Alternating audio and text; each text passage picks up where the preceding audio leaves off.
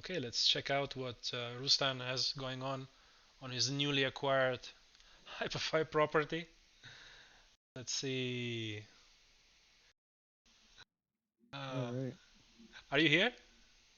Yeah, I'm here. I have spatial audio on though, so I'm trying to. There you are. Here you are. I'll get closer to you so you can hear me. I put on back the recording as a little bit of an after hour thing just to, Oh, cool, you know. cool. Yeah, I paused the video so you don't hear the music right now. That's DJ Gucci Toe from Decentraland, who was he was one of my earliest DJs, one of my favorite DJs from Decentraland. So I have like several pre-recorded sets from him, and I popped this one on here. It's but And if yeah, like last week I got my Hyperfy a week or two ago, and I just started exploring it, and I just this is really just the result of like exploring and dropping my Decentraland GLBs in here and VRMs and just seeing how things work and just having fun, you know. And it's cool. Like if you look at the screen, like I love that editing a Hyperfy build is real time. Um, and like I built the yacht on the left, and I was with someone in here. I was like, it'd be cool if I had a yacht. And then I went to like CG Trader, downloaded a yacht, and popped it in.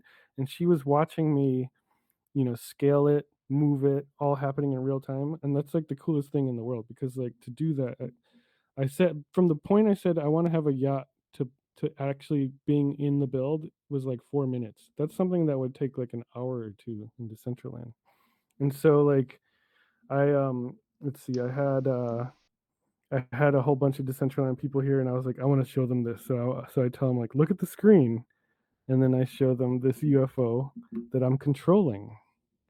You know, I and like that's something you can't do in Decentraland hold currently on. How, easily. so you are moving that UFO now because I can see it move. So it's not an animation. You're actually moving it real. Correct. Ah, I'm in edit mode, moving it. So I made the animated GLB of the UFO, and I'm just positioning it. I'm just repositioning it. But okay. I knew that like to the user's eye, it'll look like it's animated and it looks like it's moving on some sort of script, but I'm actually moving it. Like you could try to chase it, and I'll move it away from you. You know, I, like I'll do. this is very cool. I had no idea that others can actually see your interactions as well. Yeah, yeah. It's the coolest thing ever. So Oh, imagine creatively if people really take advantage of that creatively, the cool things you could do in experiential builds. Like you can make a haunted house with actors doing jump scares. Like you can allow a certain wallet to get creative control and have them control a specific character GLB and have them jump out at their will, not responding to a trigger, or so you can do like performances, you can do like that. To me is just like incredible. Rustan, man, you're officially a total geek, man. Like it's crazy. like you talk about it with like I've been in the space for some time, and I must say I've been struggling with a lot of the technicalities. But how easily you talk about it, how easily you experiment and try things, it's very cool, man. I found myself, like I said on that first build I built.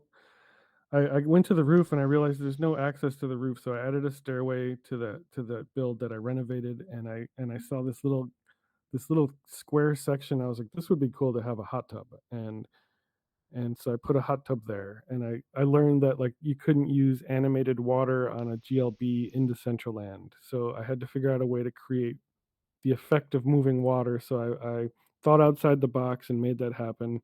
And then before I knew it, like it inspired all these other builders to put hot tubs on their land. And so I found out, like I've kind of found my place as the outside of the box thinker that can inspire others to think outside the box, or even if they don't, at least I can think outside of the box hard enough to where they can use what I sort of figured out in their ways, right? And so that's kind of how I continued to build things.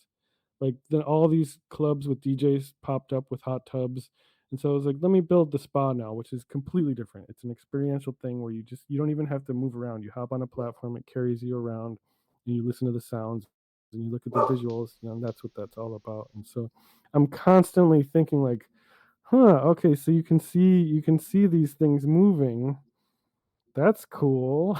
Hmm. Other, other than its initial use of like how to position things, like you can take advantage of that for experiential things, like that's super cool to me.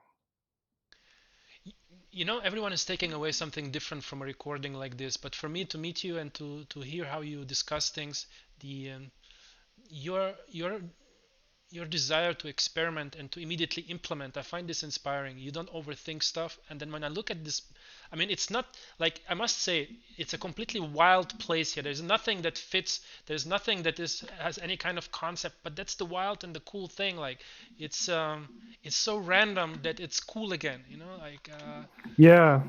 I mean, that's the one. That's a piece of advice too. I think everyone has to cross that barrier coming into the metaverse. I remember the first wearable I made was a T-shirt, and I went through the whole process. I made the shirt, and then when it was all said and done, I was like, "Why the hell did I make a T-shirt when I can make anything I could possibly imagine?" And I was like, "I'm gonna make a body paint wearable so that people can wear my body painting." Like, why didn't I think of that first? And it's because we're so conditioned and pre-programmed in real life to know our limitations. Musicians make T-shirts of their bands because it's a cheap piece of merch that you can sell that people want to buy. But here you could do anything you want. Like I was even thinking like with the VRM that I was trying to make today, like I knew the weighting would probably not be right, so maybe like the shoulders and hands would do really stupid weird things. And I was like, but that's kind of cool. Like you said, like it's cool to see the errors, like imagine a build that is just completely full of bad blender jobs with really wanky walks and like that would be trippy in a good way. Like perfection is overrated. Like exploration, having fun, having a good time, I think that's where it's at. a lot of people, when they build something for the very first time in the central end, or when they help you build something, when they see you build something, they say, but look, this can't be, that chair cannot float. It needs to be on a stand somehow. And you have to explain to people that, for once, you don't have the laws of physics that you need to comply with. Use it, and it's exactly what you're saying. Like you can have a floating Amen. platform. Yeah. Amen. Yeah, I mean that's why like on my build that I renovated, I took all the windows out because I was like I hated the fact that that build you can only go in through one door and you had to leave through the same door. You couldn't go out of the build anywhere. And I was like, why is that? Why can't if someone wants to come explore something, why can't they just leave from anywhere on the build that they want? They took the windows out so you could jump out the windows, you could jump off the roof. You're not going to die if you jump off the roof. There's no rain that's going to get all your stuff wet. Nobody's going to steal your belongings. Like all that stuff is unnecessary. Like you don't even need walls. Like the screen with the DJ is floating in the sky. I'm probably going to add some giant speakers or something that are animated with woofers, but it's just like the world really is yours, like it's as vast as your imagination can go. It's so cool. Like I love that so much. That was one of the huge realizations that I had in my first gallery show when I was invited to show in Decentraland. I walked into the gallery and there was one of my video NFTs on the wall, and it would be the relative equivalent of like a 15 to 30 foot video screen with that standard neon for the NFT frames in Decentraland wrapped around it. And I stood there and I saw that and I was like, that's incredible. And even on my little 13-inch screen, I felt like I was in there looking at a 30-foot piece of art. And I was like, if I did this in real life, I'd have to sell that art for like 50 to $100,000 just because of the cost it would be to do that. Mm. But there was zero cost to do it in the metaverse, and I could sell it at a more reasonable price as an NFT that people could then put on their own visual frames in the real world. And I cut out all the cost of the commission and the framing and the printing and the neon border, all that stuff. Like that was like one of the big epiphanies for me. Do you own a digital frame already, or? Yeah, I have a this Samsung Frame TV, and so it looks like a frame, and it displays your NFTs, and you can also watch TV on it. and I actually have that on my wall in my studio between two traditional framed prints, photographic prints, Oh, and like I use that to also kind of onboard normies when when they say, "So what have you been up to?" and it turns into like me vomiting Web3 all over them. I said, look at this wall. Which frame are you looking at right now?" And both of the photographic frames are giant. They're much bigger than the NFT frame, but the NFT frame is so vibrant, like the backlit coloring and everything. And then it's also on a loop showing all my NFTs. It's constantly changing, and everybody looks at the NFT frame, not the traditional stuff, you know. And I have this, like, to me it seems like a pretty obvious vision of the future is you have all these, in place of your traditional framed art on your walls, you have all these LCD panels that are maybe even flexible, and super light. And with your phone or with your Neuralink or whatever the future brings, right? You just be like, I feel like I want to be surrounded by the beach today, and then just like that, you have beach art all over your walls. Or today I feel blue, and so everything just like that, you can make it blue. Like, to me, it's like, to me that's like an obvious future that's gonna happen, but we'll see. Rustan, I always insist on this question, and I tried to ask you this question before, and I need to ask it again because I didn't get my answer yet. Um, and this might be like my little fetish, but I make a huge difference between what's going on in the US and what's going on around the globe. And especially, it feels like in California, it feels like you guys are always on top of things. You're always launching the first things. You finance the first things. It's like a country on its own. So I want to know where you are at, not in terms of art, but in terms of your Web3 usage and how you implement it and how you connect it to your regular life, quote unquote. Is this cutting edge, or are people catching on, and is this becoming a normal in California specifically? It's definitely not normal yet. What is happening, I'm definitely a leader in the field here, but of a small field that we all are not fully aware of each other, those of us who are doing it yet. If I walk outside to my town right now and start talking about it, I might run into someone who like owns mana or owns crypto, and that's pretty much the extent of it. But then you have, like, just this past week there was the LA Art Show. The two LA Art Shows ago, was the first NFT display in the LA Art Show, and it started relatively small. The second year, it was like double, triple the size, and now it's more uh, a part of not every booth, but you definitely feel its presence. You feel it sneaking up. And then there's a Designer Con that happened in Pasadena, California, which is a great convention for independent toy artists and artists, like traditional artists as well. And they're like, it's probably 90% traditional, and then there's this little section of board apes and V Friends and Clonex and um, the hundreds, and I walked around the whole convention meeting amazing artists, and I was like, "Oh man, I love your art. I want your art, but do you do NFTs? Because I don't really want the prints. They're just gonna end up in a pile in a box somewhere. I want the NFTs." They're like, "Oh yeah, you think that's worth doing?" And I'm like, "Yep, it's definitely worth doing. You better hop on board quick because you're missing so much opportunity right now." But everybody is just really slow to jump in. But it's visible. Like, it's visible. It's like right there in front of everybody, but they're just not jumping aboard yet. Interesting.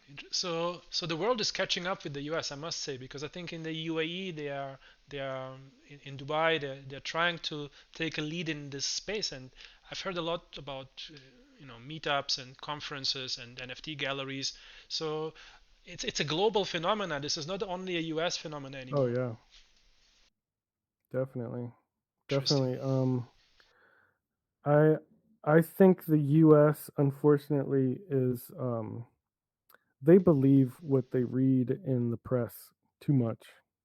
And so if you walk out, if you walk to any party, if you go to any event locally where I live, an art show or a gallery show, and and NFTs come up, probably like 98% of the time they're going to say, I thought NFTs were dead. I thought that was just a fad that disappeared 2 years ago. Like, it's like, really? Who do you think wrote that article?